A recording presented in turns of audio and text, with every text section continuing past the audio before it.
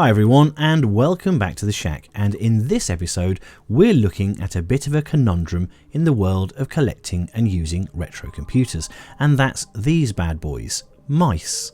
You see, back in the olden days, as I'm sure you'll all know, mice were mechanical in nature, i.e. they had moving parts. I mean, they still do in terms of the microswitches, but even for moving about there were rubber balls driving axles and wheels and getting clogged up with dirt and hair and whatever else.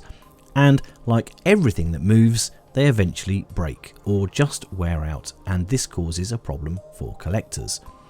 Most original mice existed on a one-to-one basis with the machine when you bought it.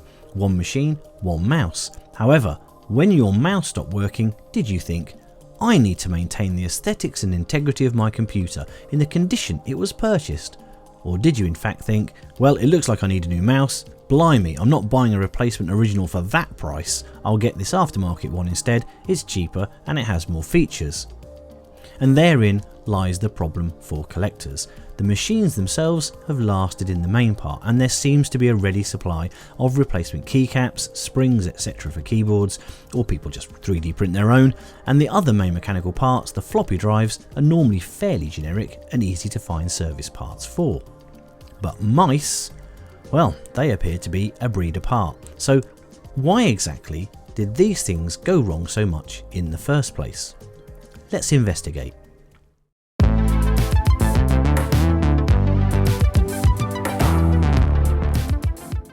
Here at The Shack, we'd like to give a big thanks to the sponsor of this video, my good friends at PCBWay. They'll be helping us out with our PCB fabrication needs and offer a very professional and high quality service for extremely reasonable prices. They can even populate your PCBs for you if you're tired of waving a hot iron around.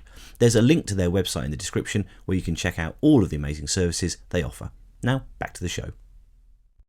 Well, let's see the problem in reality. Earlier this year, I grabbed this Atari 520 ST off eBay for a really cheap price, and it included everything except its original mouse. It came instead with this aftermarket unit, which itself didn't work. Now, I only needed this ST for spares anyway, so the lack of a mouse wasn't an issue for me, as I already had working examples. But it does illustrate the point, because if you had bought this to add an ST to your retro collection, you're now a mouse down in the deal. And getting a replacement original ST mouse is going to cost you, I believe the youth of today are saying, bank. Look at these couple of examples I can see on eBay right now. This one is £87 plus postage, and they're clearly selling at that price. Even a known faulty one is going to cost almost as much as that ST cost me in the first place. Aftermarket mice of the era are also expensive, and of course there's no guarantee that they're going to be fully working either, or will work for long even if they did.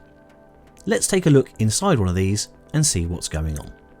Pretty much all mice from this era operate on the same basic principle, that of a rubber ball driving an X-axis roller and a Y-axis roller, and the speed of both axes translates into not coordinates, as that's determined by the machine itself, but into direction and velocity. Each axis being turned is rotating one of these little discs with lots of holes cut out. For each disc there are 2 light emitters and 2 light detectors. As the disc spins, it breaks the beam of light, and the little chip inside can count the number of breaks over time and determine a velocity on that axis. The really clever bit is the spacing of the holes on the discs, or the shape of those holes. They're spaced or shaped to only allow one beam of light to be broken at a time, so you get a different cadence of the beams breaking depending on which way the axis is turning, meaning that the pulse signal being received from one detector is slightly out of phase to the other one, either slightly ahead or slightly behind depending on the direction of travel. The chip inside the mouse is simply converting and conditioning that signal into velocity data to pass through to the computer, along of course with the current state of the button microswitches, which can be on or off. There's also this third roller, which is purely there to apply pressure to the ball onto the other rollers and to maintain stability and fluid motion. So that's nice and simple, and seems like it should be fairly resilient. So what causes these to go wrong? Well, firstly, dirt. General dust dirt and grime can stick to the rubber ball and cause it to be less effective when turning the little rollers. Keeping them clean was something we all only did when they stopped working. Next, physical shock. Remember this? Yep, that was bad. Also, general wear and tear. Over time, the rubber ball reduces in size as it wears away, reducing the contact friction to the rollers despite the pressure from the third roller. And of course, cables. Atari mice were especially vulnerable to this, as the mouse and joystick ports were tucked away underneath, and many people just yanked on the cable to get the mouse out. But basically, pulling on cables was a big factor in many mice not working. Technology hasn't moved on much in this regard if the number of iPhone charging cables we get through in our house is anything to go by. Having had this problem a few times now and not being precious about using new peripherals, you know I love a Gotek drive, then I'm more than happy to use a modern alternative if I can. And for the Amiga and ST, I found this very nice and simple device, which was about £15 and works on both machines, and will accept any PS2 compatible USB optical mouse, such as this really cheap Microsoft one. What this does is translates the signals from the optical mouse into signals that the Amiga and ST are expecting. There are various types of these devices available, so you can even use a wireless mouse solution on your 30-odd-year-old machine. Witchcraft back in the day. Just make sure that the one you're buying supports the type of modern mouse you want to use.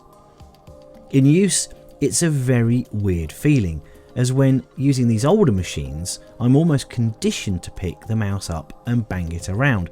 My mind is almost expecting to have a bad experience compared to modern mice, but of course you don't get any of that, just a nice smooth experience that does jar a little bit until you get used to it. And it's not just Amigas and STs that have this sort of thing available.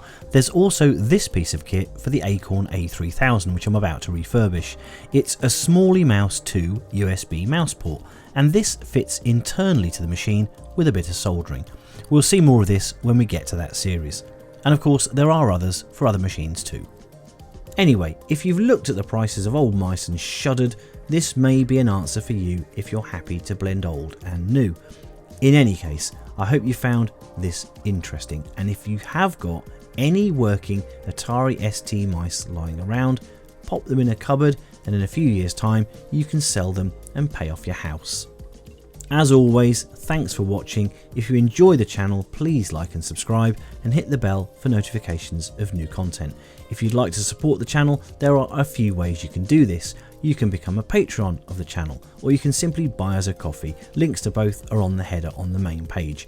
Or if you have something to donate to the channel, please get in touch via email. Please leave your comments, as we always love to read them, and until next time in the shack, it's goodbye from me.